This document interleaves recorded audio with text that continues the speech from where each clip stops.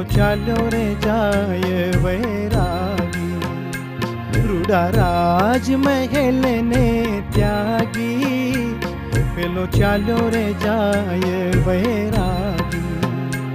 नथी कोई एनी संगाथे, नीचे धरती ने आभ छे माथे, छे तो निकळ्यो खाली हाथे, एने लगनी अनेरी लागी, पेलो चालो रे जाय वैरागी, रूड़ा राज महल ने त्यागी, पेलो चालो रे जाय वैरागी, पेलो चालो रे जाय वैरागी, पेलो चालो रे जाय वैरागी।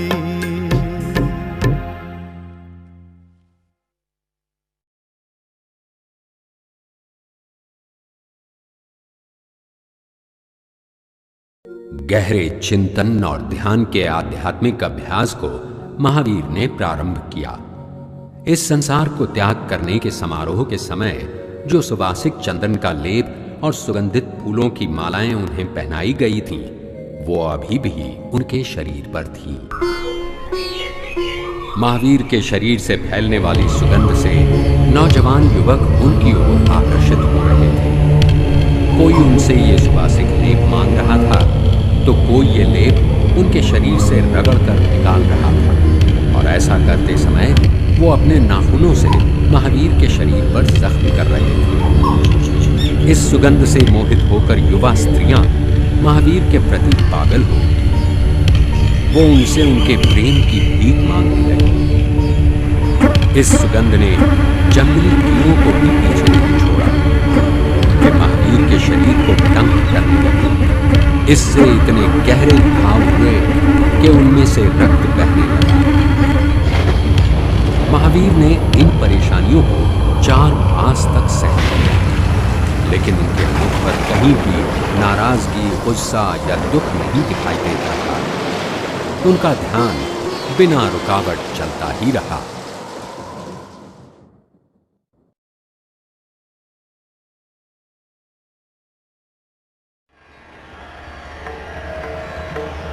प्रभु मोरका छोड़कर सुताबी नगरी की तरफ जा रहे थे। रास्ते में लोगों ने बताया कि इस मार्ग पर चंड कौशिक नाम का सांप है, जो सारे क्षत्रियों को मार डालता है।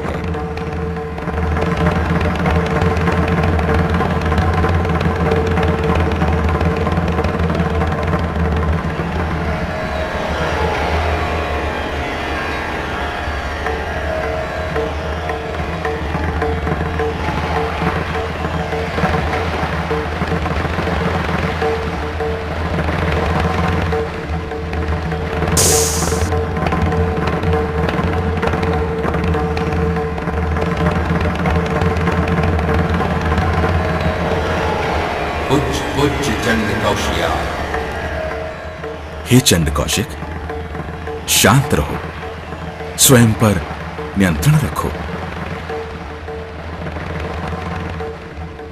महावीर की बातें सुनकर चंड कौशिक को अपना पिछला जन्म याद आया।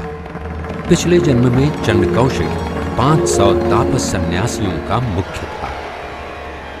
एक दिन कुछ राजकुमार उनके आश्रम में फल तोड़ने आए। इन्हें देखते ही चंड कौशिक अपना आपा खो बैठा। भागो, भागो!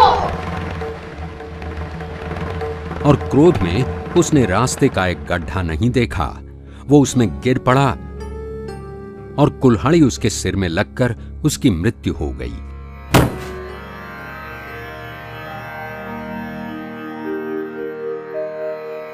इस तरह क्रोध के कारण मृत्यु पाने के बाद उसने विषैली किरणों वाले जहरीले सांप चंड कौशिक के रूप में जन्म लिया। कौशिक बुद्ध्यस्व बुद्ध्यस्व ननु मां।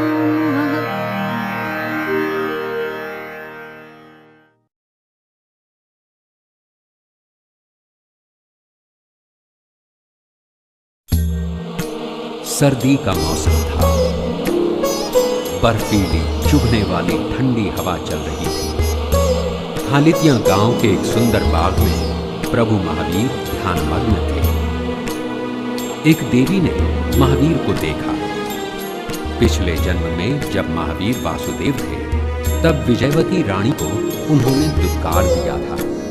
विजयवती इस समय कठपुतना के रूप में देवी थी। उन्होंने अपने पिछले जन्म का बदला लेने के लिए महावीर का ध्यान भंग करने का विचार किया। कब तक नहीं हिलोगे महावीर?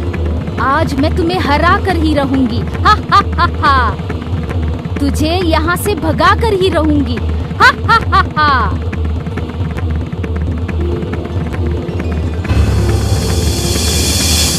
प्रभु महावीर के ध्यान को भंग करने के लिए कठपुतना ने उन पर ठंडी बर्फ और पानी तथा हवा की बौछार लगातार जारी रखी। लेकिन ये तो महावीर, वीरों के वीर। महावीर कठपुतना के किसी भी प्रयास से विचलित नहीं हुए, न ही उनके चेहरे पर कोई भाव आया।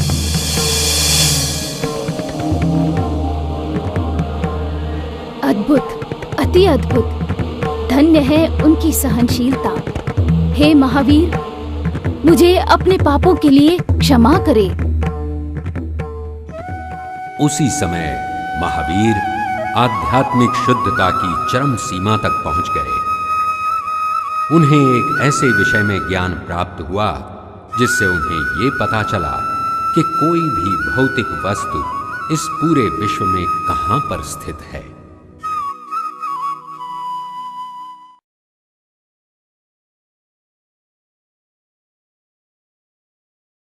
अपनी जीवन यात्रा में प्रभु एक गांव से दूसरे गांव जा रहे थे। बीच में एक नदी आई। नदी पार करने के लिए प्रभु नाव में बैठे।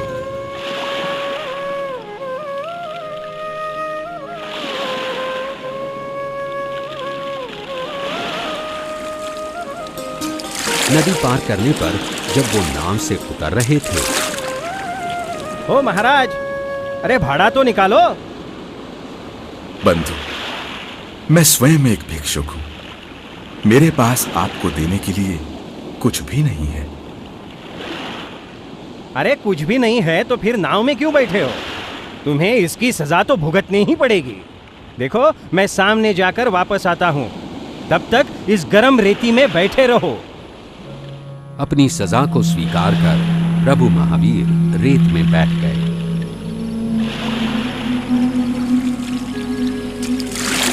उसी समय दूसरी नाव आई। उसमें राज्य के सेनापति स्वयं सवार थे। उन्होंने ये देखा और महावीर को पहचाना। वे तुरंत अपनी नाव से उतरकर वहां पर आए। अरे मूर्ख, तू ये क्या कर रहा है? तू जानता है तू किसके साथ यह व्यवहार कर रहा है? यह हमारे राजकुमार हैं। तुम्हें अपनी करनी का फल अभी भुगतना पड़ेगा। और क्रोधित होकर उन्होंने नाविक को मारने के लिए तलवार निकाली। नहीं सेनापति, उसने कोई गलत काम नहीं किया। उसने तो सिर्फ मुझे अपनी गलती का दंड दिया है और मैंने उसे अपनी प्रसन्नता से स्वीकार किया है। स्वामी, आप महान हैं। आपकी करुणा और दया अपार है। इस तुच्छ नाविक को आपने जीवन दान दे दिया, नहीं तो मैं उसे अवश्य सजा देता।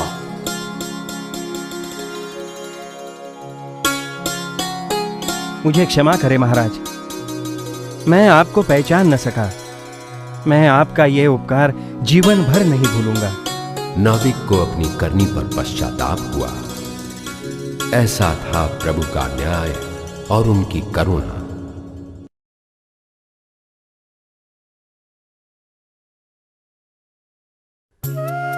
3 दिन उपवास रखने की शपथ लेने के बाद तीर्थंकर महावीर गांव के बाहर पोदाला बाग में स्थित पोशाला नामक एक छोटे से मंदिर में शांति से खड़े होकर साधना में जुट गए। वे अपनी साधना में इस प्रकार खो गए कि एक बैल ने उन्हें खंबा समझकर अपना पार्श्व उनसे रगड़ने पर भी उनका ध्यान विचलित नहीं हुआ।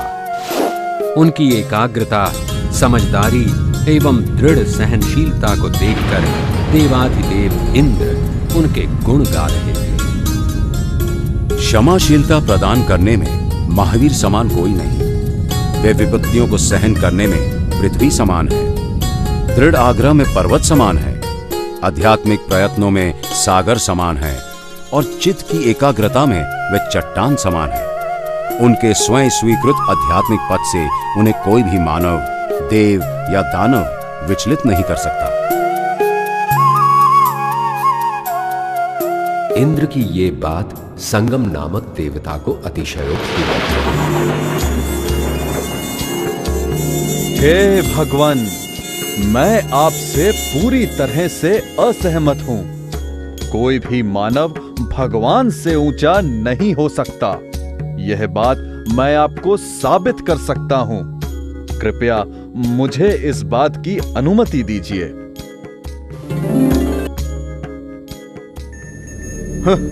इंद्र ने इस सरसों के बीज को पहाड़ बनाकर रखा है। मैं इस पहाड़ को दोबारा सरसों का बीज बना दूंगा।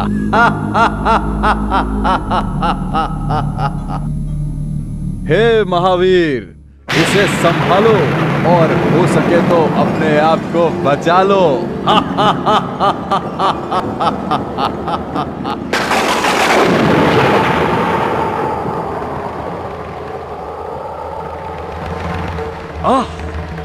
कोई बात नहीं, अब इन चींटियों से अपने आप को बचाओ।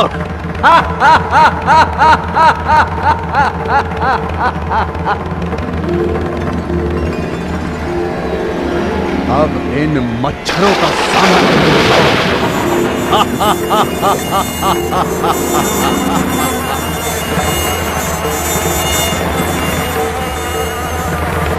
ओह, कोई फर्क नहीं। बिच्छुओं, अपना छल दिखाओ।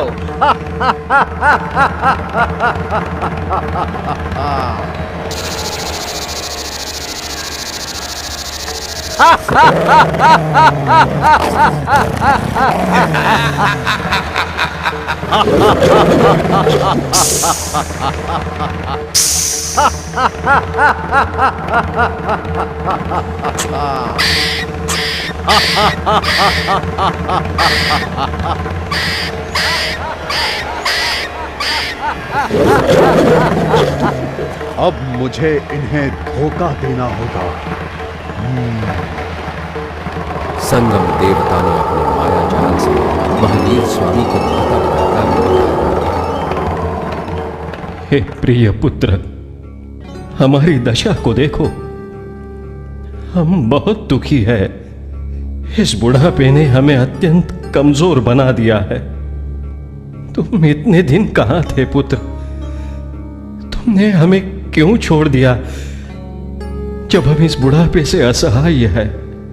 आह, इनकी मानसिक शांतता तो अब भी प्रस्थापित है। अब इन्हें कुछ सहायक संकटों का सामना करने दो। ओ मेरे प्यारे, तुम कितने जवान और नाजुक हो। तुम क्यों अपने शरीर को इन कठोर तपों से नष्ट कर रहे हो? तुम इतने जवान हो, यही उम्र है जब तुम्हें इंद्रिय बोधों के सुखों में विलीन रहना चाहिए। हे देव संगम, हमने आपको निराश किया है। कृपया हमें क्षमा करें। नहीं, ये देवी युवतियां भी आ गई। अब समय आ गया है कि मुझे ऐसी स्थिति का निर्माण करना होगा जिससे निकलने के लिए इस महावीर को दूसरे देवताओं की मदद लेनी ही होगी। इस महावीर को देवपद की श्रेष्ठता को पहचानना होगा।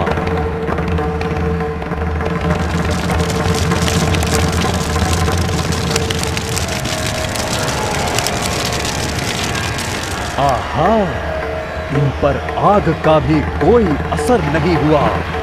अब पक्षियों को इन्हें चोंच मारने दो।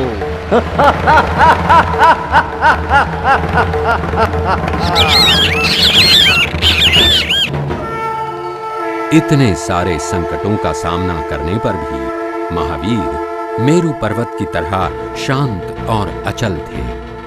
ये देखकर संगमा अधीर हो उठा। थक कर अंत में उसने अपने सबसे महत्वपूर्ण हथियार काल चक्र का अपमान किया।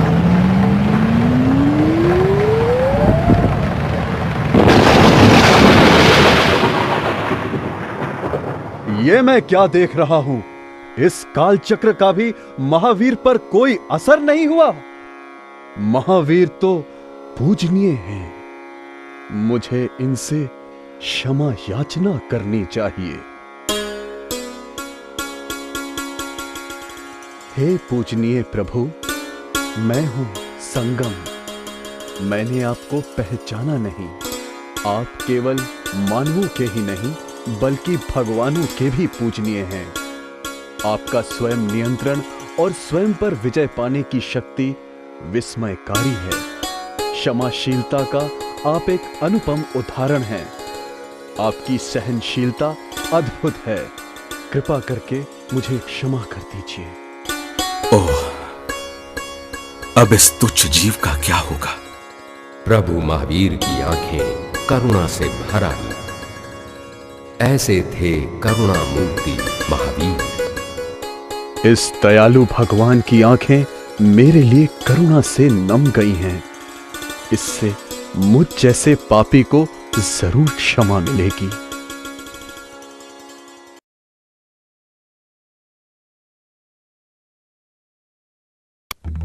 महावीर कौशाम्बी नगर पहुंचे। वहां पर उन्होंने अपना उपवास तोड़ने का अनुपम निश्चय किया।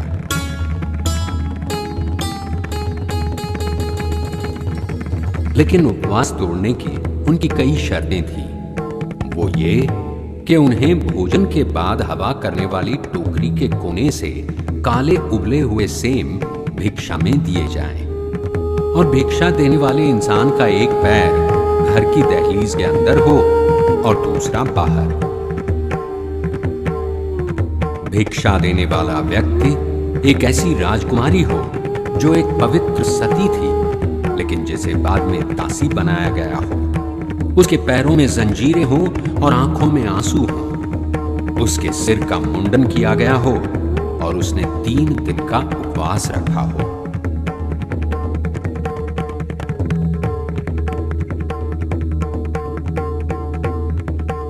एक व्यापारी थे जिनका नाम था धनवहा। उन्होंने दासी बाजार से एक चंदन बाला नाम की नौकरानी को खरीदा था। वे उसे अपनी बेटी की तरह पालते थे।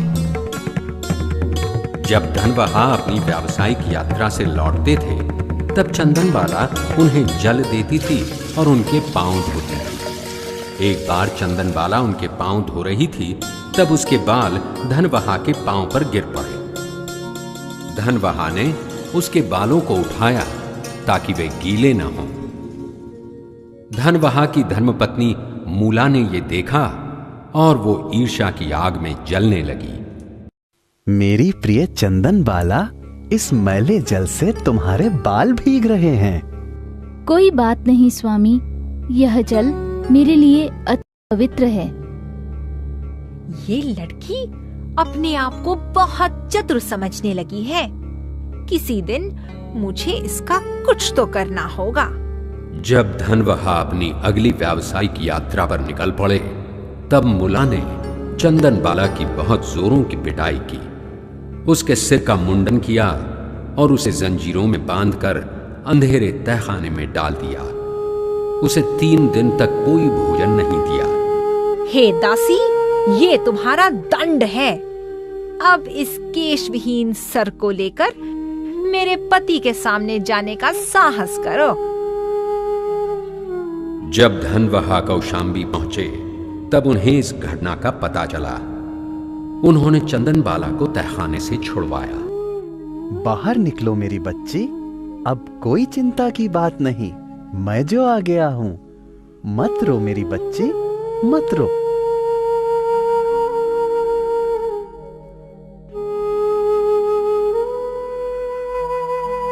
यह सेब खाओ। तब तक मैं किसी लोहार को लाता हूं तुम्हारी ये जंजीरें कटवाने के लिए।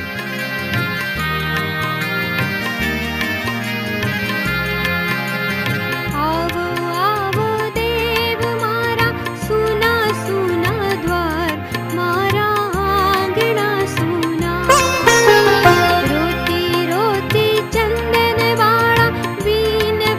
हे माते, मुझे कोई भिक्षा दो। योगी महाराज, आपको देने लायक मेरे पास इस समय इन काले सेमों के अलावा कुछ भी नहीं है। कृपया इसे स्वीकार कीजिए। महावीर ने चंदनबाला से उबले हुए काले सेम स्वीकार किए और अपने 6 मास का उपवास तोड़ा। चंदनबाला भाग्यशाली और धन्य हुई। आकाश से उसके ऊपर 12.5 करोड़ स्वर्ण मुद्राओं की वर्षा हुई। आकाश से दैवी शब्द गूंजे, अद्भुत दान, अद्भुत दान। चंदनबाला के पांव की जंजीरें सुवर्ण पायलों में बदल गईं और उसकी सुंदरता में एक नया निखार आया। कौशांबी के सारे लोग वहां पर एकत्रित हुए। उन्होंने आनंद और दुख का मिश्र भाव अनुभव किया।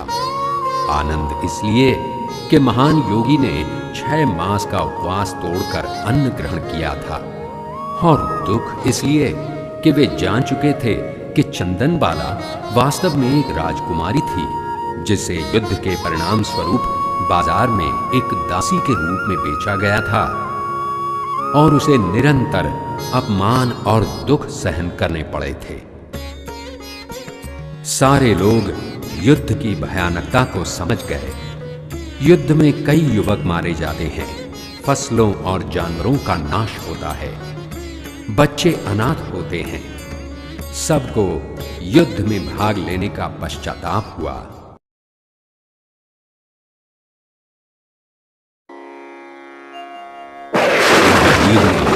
अत्यंत कठोर अवस्था में 12.5 साल तप किया। वे घने जंगलों में रहे और रोज नई चुनौतियों का सामना करते थे। निर्भयता और सहनशीलता का ऐसा अनुपम उदाहरण कभी किसी ने देखा या सुना नहीं था। तीर्थंकर महावीर ने क्रोध और घृणा के विरोध में प्रेम और स्नेह का उपयोग किया। जो लोग उन्हें कष्ट पहुंचाते थे या जो उनका बुरा चाहते थे, उनके लिए भी महावीर के मन में हमेशा मित्रता और करुणा होती थी। उनका ध्यान किसी भी परिस्थिति में कभी भी विचलित नहीं होता। फिर चाहे वो किसी सुनसान मंदिर में या किसी श्मशान भूमि में ध्यान कर रहे हों, चाहे चुभती हुई सर्दी में या जलने वाली धूप में ध्यान कर रहे हों। ध्यान की खड़ी हुई मुद्रा में इतने शांत और गतिहीन होते थे कि बैल उन्हें एक खंभा समझकर उनके शरीर पर अपना पार्श्व रगड़ते थे। देव, दानव, मानव और जानवरों ने उनके ध्यान में विघ्न डालने के कई असफल प्रयास किए, लेकिन महावीर ने प्रसन्नता और समचित्तता से इन चुनौतियों को सहन किया। न उन्हें मित्रों से अनुराग था, न शत्रुओं से द्वेष। नैतिक ध्यान की अति उच्चतम अवस्था तक पहुंचने के बाद महावीर ने शुद्ध ध्यान की अवस्था में प्रवेश किया। अपने सन्यासी जीवन के 4515 दिनों के अभ्यास में उन्होंने केवल 339 दिन ही अन्न ग्रहण किया, और वो भी जो उन्हें भिक्षा में मिला, केवल वही अन्न ग्रहण किया। सन्यासी जीवन के 13वें साल में महावीर रजुबालिका नदी के किनारे पहुंचे।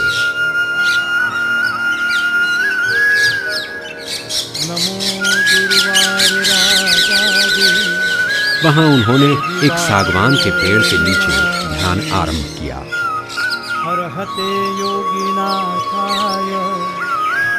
जब चंद्रमा तारामंडल के उत्तर फाल्गुनी से समुचय बोधक था, तब तीर्थंकर महावीर को अपने आध्यात्मिक अभ्यास का अति उच्चतम स्थान प्राप्त हुआ। दुख, क्लेश और मानसिक पीड़ा से त्रस्त इस जग में प्रेम, शांति और मित्रता की ठंडी लहर बहने लगी।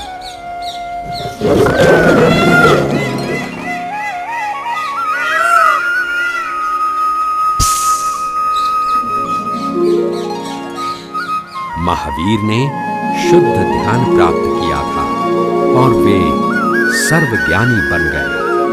आत्मा को गंदा करने वाले 4 कर्मों को उन्होंने नष्ट किया। वे 4 कर्म थे: भ्रमित करने वाले कर्म, ज्ञान ढकने वाले कर्म, दृष्टि ढकने वाले कर्म और बाधा पहुंचाने वाले कर्म।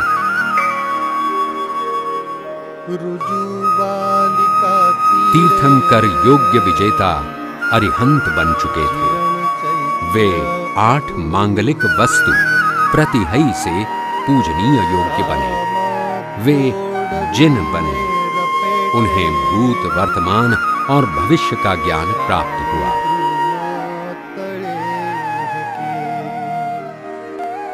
प्रसन्नता से अभिभूत हुए देव तीर्थंकर महावीर के जीवन के इस चौथे शुभ अवसर में शामिल होने आए। उन्होंने तीर्थंकर को प्रणाम किया। सागवान के पेड़ के नीचे तीर्थंकर महावीर ने कुछ घटक ध्यान किया था जब उन्हें शुद्ध ज्ञान प्राप्त हुआ और वे सर्वज्ञ बन गए। तीर्थंकर महावीर के पहले प्रवचन के लिए निर्माण हो रहे सभा मंडप को इंद्र ने अपने अनुचर समूह के साथ स्वयं निरीक्षण किया। वायुदेव ने पृथ्वी पर से धूल, मिट्टी, गंदगी और कांटों को साफ किया। वर्षा के देव ने जमीन पर सुवासिक जल छिड़का। 6 ऋतुओं के सभापति देवों ने 5 रंगों के फूल बरसाए।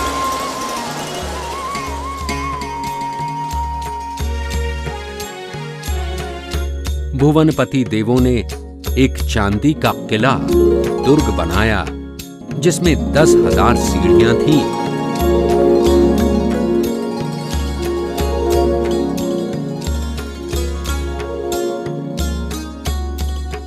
और ज्योतिषी देवों ने एक सुवर्ण किला बनाया जिसमें 5,000 सीढ़ियां थीं।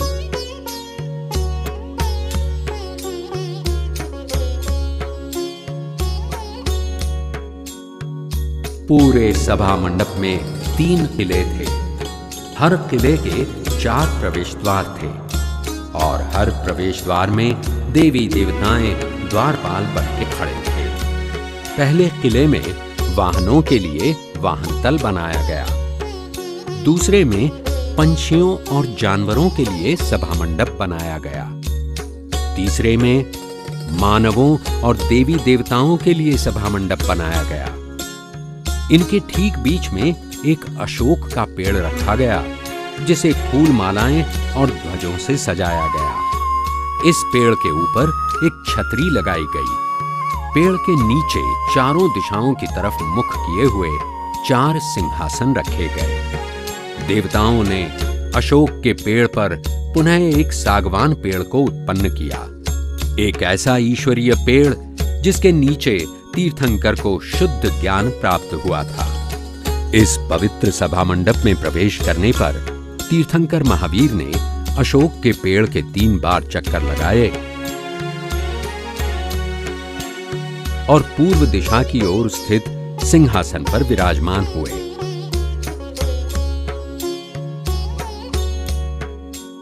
उन्होंने अपनी अलौकिक शक्ति से अपने 3 और शरीर निर्माण किए जो बाकी 3 सिंहासनों पर विराजमान हुए। इस वैभवशाली और ईश्वरीय सभा मंडप में तीर्थंकर महावीर ने अहिंसा, त्याग और आत्मसंयम पर अपना पहला प्रवचन दिया।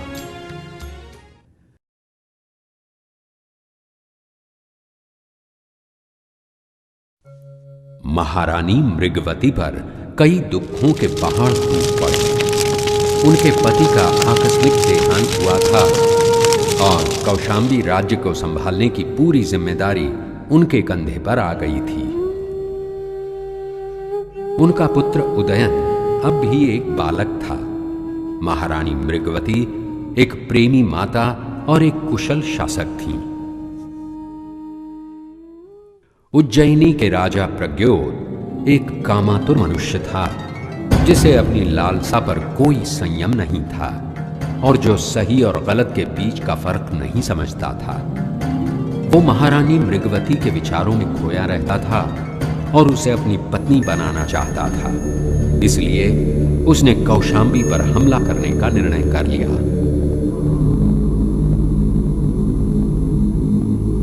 सेनापति, पूरी सेना को एकत्रित करो, हमें कौशाम्बी पर हमला करना है।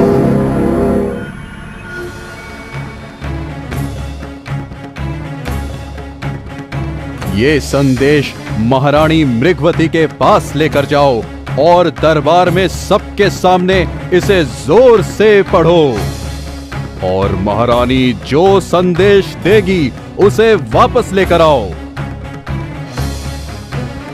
मैं उज्जैनी का राजा प्रद्योत, मैंने कौशाम्बी को चारों ओर से घेर लिया है, और अगर महारानी मृगवती ने मेरी पत्नी बनना स्वीकार नहीं किया तो मैं पूरे कौशाम्बी को नष्ट कर दूंगा।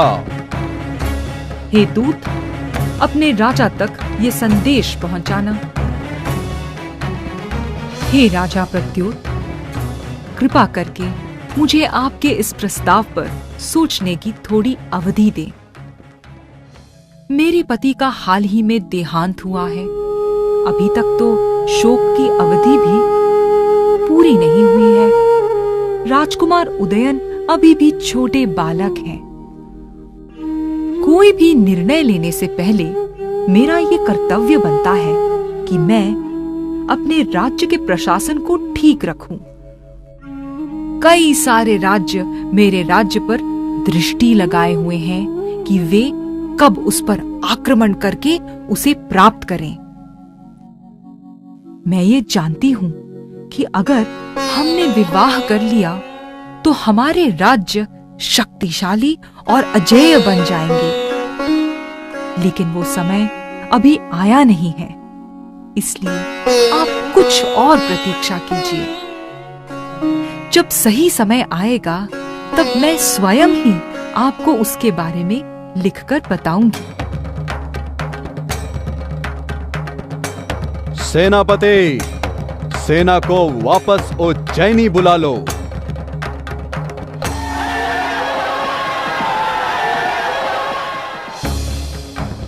महारानी मृगवती की योजना सफल हुई। उन्हें अपनी सेना को शक्तिशाली बनाने का समय मिला। उन्होंने किलेबंदी करवाई, उन्होंने शस्त्र इकट्ठा किए, भारी मात्रा में अनाज इकट्ठा किया, सन्निकट युद्ध की उन्होंने पूरी तैयारी की। राजा प्रद्योत महारानी मृगवती के निमंत्रण की बड़ी उत्सुकता से प्रतीक्षा कर रहे थे। बहुत दिन हो गए, लेकिन उन्हें मृगवती से कोई बुलावा नहीं आया। उन्होंने महारानी को संदेश पर संदेश भेजे, लेकिन उन्हें महारानी से कोई भी उत्तर नहीं मिला। उन्हें बहुत क्रोध आया और उन्होंने रानी से युद्ध करने की तैयारी की। सेनापति को बुलाओ, हमें कौशाम्बी पर हमला करना है। आदरणीय महावीर अरबिया नगर से कौशाम्बी में प्रवेश कर चुके थे और चारों ओर शांति और मित्रता का प्रसार हो रहा था। महारानी मृगवती जानती थी कि महावीर ही जो शांति के देवदूत थे, इस सन्निकट युद्ध को रोक सकते हैं। अपने छोटे बालक उदयन के साथ वो तीर्थंकर महावीर की पवित्र सभा में उनका प्रवचन सुनने के लिए गई। राजा प्रद्योत भी अपनी रानियों के साथ उस सभा में उपस्थित थे। हे मित्रों, अपने आप से लड़ो। अपने अंदरूनी शत्रु जैसे क्रोध और लालच से लड़ो और उनकी पराजय करो। बाहर के शत्रुओं से भला क्यों लड़ना? बाहर की लड़ाई निरर्थक होती है। जो हजारों साहसी शत्रुओं पर विजय प्राप्त करता है, उससे भी वो महान विजेता है जो अपने आप पर विजय प्राप्त करता है। अपने आप को गिरने से बचाने के लिए हमेशा अपने मन को पवित्र रखो। अपने मन को साहसी और सहनशील बनाओ, जो लालसा और अभिलाषा से न बिगड़े। इससे आप कभी हारेंगे या अपमानित नहीं होंगे और आप हमेशा शांत रहकर कभी उत्तेजित नहीं होंगे। महावीर की जय हो! हे राजा प्रद्योत, आपकी अनुमति से मैं महावीर के नेतृत्व में एक सन्यासिन बनना चाहती हूँ। महावीर का प्रवचन सुनकर राजा प्रद्योत की भावना भी पवित्र हो चुकी थी, इसलिए उन्होंने बिना हिचकिचाहट महारानी को अनुमति दे दी। हे राजा, आज के पश्चात आप मेरे पुत्र उदयन को अपना पुत्र समझिए। आप कृपा करके उसकी देखभाल कीजिए। आप उसके संरक्षक और उसका हित चाहने वाले बनिए। उसे एक सर्वश्रेष्ठ और परोपकारी राजा बनने का प्रशिक्षण दीजिए। हे महारानी, मैं उदयन को अपना पुत्र समझकर उसका ख्याल रखूंगा और उसे राजनीति की शिक्षा दूंगा। आप अपने पुत्र की सारी चिंताएं छोड़ दीजिए और एक जैन साध्वी का जीवन अपनाइए। भगवान महावीर की शिक्षा से युद्ध और रक्तपात रुक गया। उसके बदले में विश्वव्यापी प्रेम फैल गया और मोह माया से मुक्ति मिली। कौशांबी नगर में सुख और शांति फैल गई।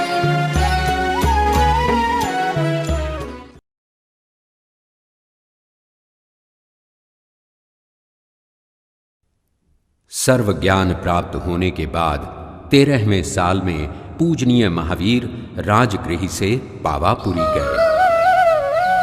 वहां पर वर्षा के 4 मास वे राजा हस्तिपाला के लिपिक के घर रहे।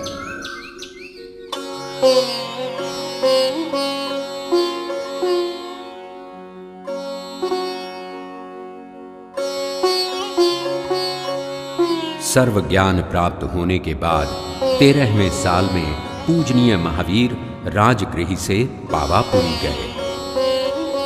वहां पर वर्षा के 4 मास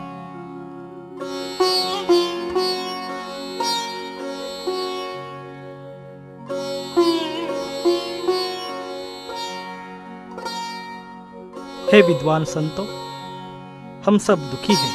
हम सब ये सोच रहे हैं कि क्या हम तीर्थंकर का दिव्य रूप फिर से देख पाएंगे? क्या हम फिर से उनका उदार व्याख्यान सुन पाएंगे?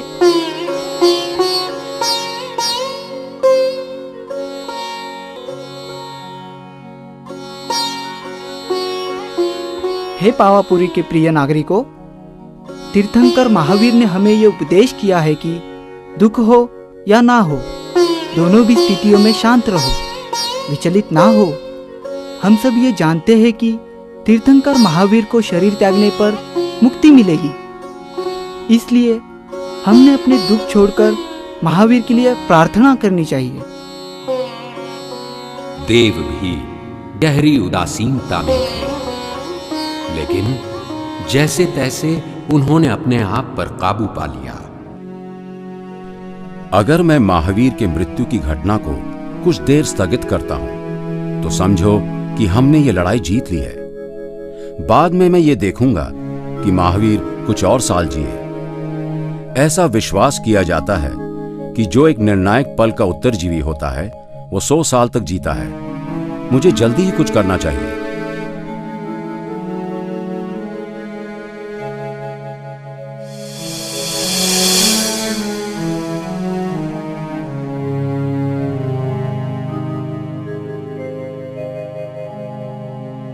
हे पूजनीय महावीर, मैं आपके ध्यान में विघ्न डालने के लिए क्षमा चाहता हूं।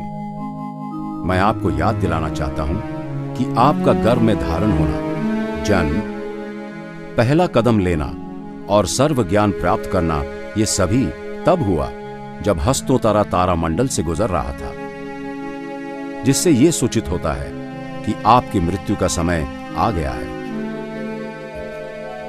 यह अवधि अशुभ है, इसलिए अच्छा यह होगा कि आप अपनी मृत्यु को स्थगित कर दें। आप ये सहजता से कर सकते हैं, क्योंकि आप सर्वज्ञानी एवं सर्वशक्तिमान हैं।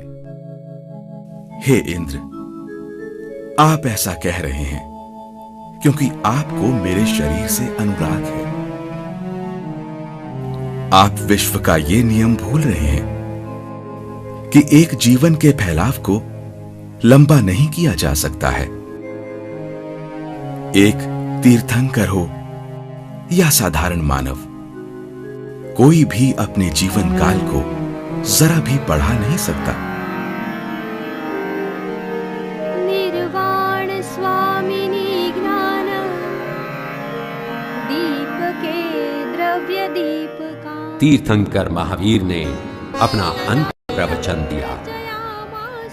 कुछ घटक चले इस प्रवचन में महावीर ने पहले 55 अध्यायों पर व्याख्यान करते हुए शुभ कर्मों के परिणामों के बारे में बताया और फिर अगले अध्यायों पर व्याख्यान करते हुए अशुभ कर्मों के परिणामों के बारे में बताया।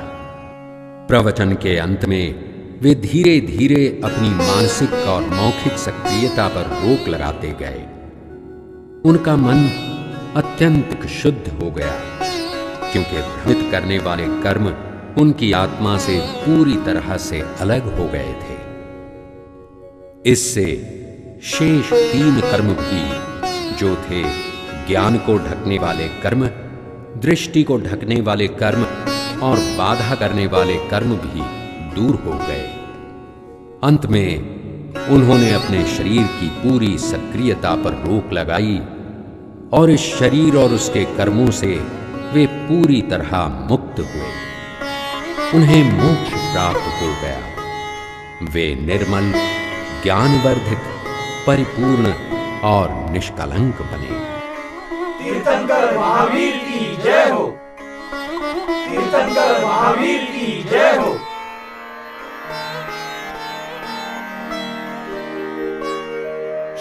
पूजनीय महावीर की मृत्यु हुई, सारे जग में दीप जला, पवित्र अंत्येष्टि की तैयारी करो। देवताओं ने गोशिशी चंदन लाकर चिता बनाई। महावीर के शरीर को सुगंधित दुग्ध जल से स्नान कराया गया। हरिचंदन का लेप लगाकर उन्हें रेशमी वस्त्र पहनाए गए। सुवर्ण एवं हीरों के जवाहरात पहनाए गए और सुवर्ण मुकुट पहनाया। फिर उन्होंने आदर पूर्वक शरीर को उठाकर विशेष रूप से बनाई हुई पालकी में रखा। कुछ देव संगीत वाद्य बजा रहे थे। महावीर की अंत्येष्टि देवताओं ने बड़े गौरव के साथ की। सिंहासन भेजे शक्रोक्तारोपित प्रभु।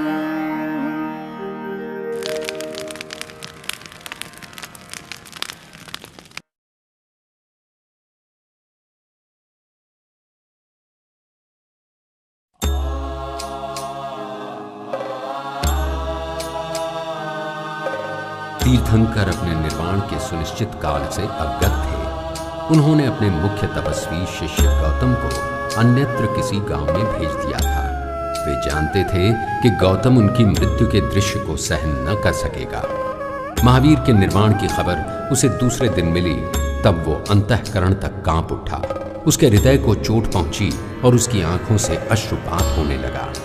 हे प्रभु, आप तो सर्वज्ञ थे, फिर आपने मुझे अपने आप से अपने निर्वाण के समय दूर क्यों रखा? क्या आपको शक था कि मैं किसी बालक की तरह आपके देह से आपके प्राण को मुक्त होने से रोक लेता, या आपके प्रति मेरे भक्ति में कोई कमी थी? अब मैं किसके चरणों पर सर रखूं? मैं किसके प्रति सम्मान की भावना व्यक्त करूं? हे प्रभु, यह आपने क्या कर दिया? हे प्रभु, आपने जाते समय मुझे भी अपने साथ क्यों नहीं ले लिया? श्रद्धालु महावीर संपूर्ण रूप से विरक्त थे, फिर मैं क्यों कर इतना अनुरक्त हूं? मैं उनकी दैहिक रूप की पूजा में ही क्यों मग्न हूं, जबकि उनकी आत्मा अलौकिक गुणों से परिपूर्ण है। आसक्ति तो आसक्ति ही है, चाहे वह साधारण पार्थिव वस्तुओं के लिए हो या महान श्रद्धेय संत के प्रति।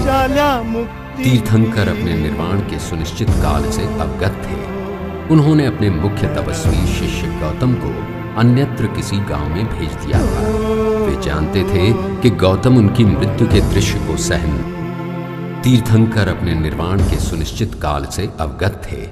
उन्होंने अपने मुख्य तपस्वी शिष्य गौतम को अन्यत्र किसी गांव में भेज दिया था। वे जानते थे कि गौतम उनकी मृत्यु के दृश्य को सहन न कर सकेगा। महावीर के निर्वाण की खबर उसे दूसरे दिन मिली, तब वो अंतःकरण तक कांप उठा। उसके हृदय को चोट पहुंची और उसकी आंखों से अश्रुपात होने लगा।